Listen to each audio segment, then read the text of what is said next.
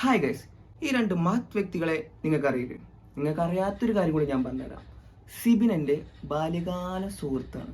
സോന, അതായത് അവൻ്റെ വൈഫ്, എനിക്ക് പെങ്ങളെ പോലെയാണ്. പെങ്ങളെ പോലെ തന്നെ പെങ്ങളെ തന്നെയാണ്. അപ്പോൾ അവരെ ഒരുത്തനായിട്ടിട്ട് ഉണ്ടാക്കിയിട്ടുണ്ട്, അതായത് റോസ്റ്റ് ചെയ്തിട്ടുണ്ട്.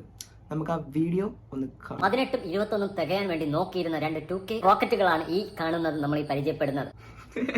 ഈ പറഞ്ഞോണ്ടിരിക്കുന്ന നിന്നെ കണ്ടാൽ തന്നെ അറിയാം 90s ചീറ്റി പോയ ആണ് നീ എന്ന്. +2 എക്സാം എഴുതാൻ മടിയായതുകൊണ്ട്, പരീക്ഷയ്ക്ക് പോകാൻ താല്പര്യമില്ലാത്തതുകൊണ്ട്, പഠിക്കാൻ ആഗ്രഹമില്ലാത്തതുകൊണ്ട്, വീട്ടു ജോലി ചെയ്യാൻ ഒരു മൂടും ഇല്ലാത്തത് കൊണ്ട് മാത്രം ഒളിച്ചോടിയ സോന എന്ന് പറയുന്ന പെൺകുട്ടിയും, അതേപോലെ ചുമ്മാ അങ്ങ് നോക്കി വായും വളർന്ന് തെറിയും വിളിച്ച് നടന്ന സൈക്കോ കള്ളൻ എന്ന് പറയുന്ന സിബിൻ ബാബു തമ്മിൽ ഒളിച്ചോടിയിരിക്കുകയാണ് സുഹൃത്തുക്കളെ. പൊന്നുമോനെ, അതൊക്കെ 1.5 കോടി ആൾക്കാർ അന്നേ അറിഞ്ഞതാണ്.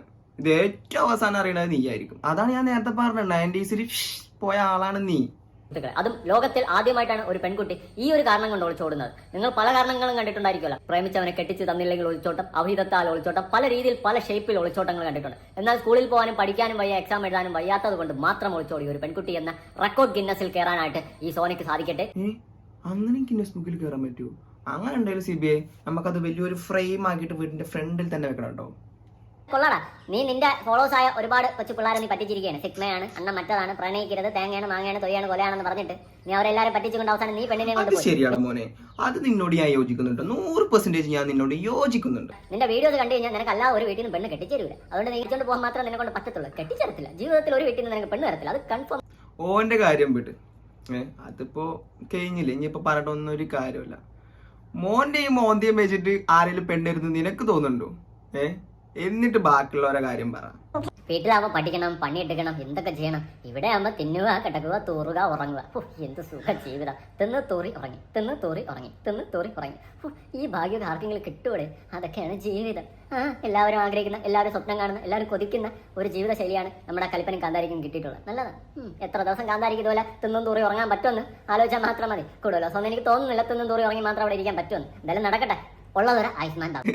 എടാ പൊട്ടോ, ഒന്നല്ലെങ്കിൽ ഇത്ര പ്രായമില്ല നിനക്ക്. റിയൽ ഏതാന്ന് തിരിച്ചറിയാത്ത വെറും മണ്ടനാണോ നീ? നീ കാണുന്ന വെറും 1.5 മിനിറ്റ് വീഡിയോ ആണോ അവരുടെ ജീവിതം? പറ. പിന്നെ നീ എന്തൊക്കെയാ അവളെ കുറിച്ച് പറഞ്ഞല്ലോ, പരീക്ഷ പേടി, വീട്ടിൽ പണിയെടുക്കാൻ മടി, അങ്ങനെ എന്തൊക്കെ. അതൊക്കെ വിശ്വസിച്ചിരിക്കുക തീരെ വെളിവില്ലടാ നിനക്ക്. ഏതൊരാൾക്കും ചിന്തിച്ചാൽ മനസ്സിലാവൂലേ ആ പ്രായത്തിൽ എന്തോരം പ്രശ്നം വീട്ടിലുണ്ടാവുമെന്ന്. അതൊക്കെ ഇപ്പൊ നിന്നോട് പറയാൻ പറ്റൂ? പിന്നെ വേറെ എന്തൊക്കെയാ നീ പറഞ്ഞല്ലോ, അവനെ കൊണ്ട് അവളെ നോക്കാൻ പറ്റുമോ? നീ നിന്റെ 21-ാമത്തെ വയസ്സിൽ നീ എന്ത് ചെയ്യുന്നു? നീ ഒന്ന് ആലോചിച്ച് നോക്ക്. അവന് പ്രമോഷൻ ചെയ്ത് കിട്ടുന്ന പൈസ തന്നെ മതി അവർക്ക് അടിച്ചു പൊളി ജീവിക്കാൻ. പിന്നെ അവന് ഒരു ദിവസം പോലും ലീവ് എടുക്കാണ്ട് നല്ല അന്തസ്സായിട്ട് പണിക്കും പോകുന്നുണ്ട്. അപ്പൊ അവനക്ക് ആ പേടിയില്ല. കാണുമ്പം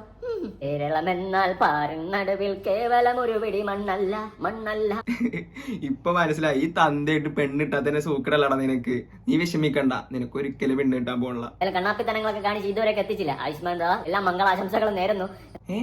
നീ എന്താ വല്ല കള്ളസ്വാമിയാണോ ഫുൾ ടൈം ആയുഷ്മാൻ ബാബ ആയുഷ്മാൻ ബാബ എന്ന് പറയുന്നത്?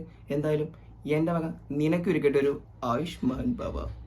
നീ ചെയ്തതിന് എന്തായാലും ചെറുതും വലുതുമായ പണികൾ നിനക്ക് കിട്ടിക്കൊണ്ടിരിക്കും. അതിൻ്റെ ആഘാതം കുറച്ചു കൊടുക്കണേ നാഥാ. അപ്പോ ബൈ.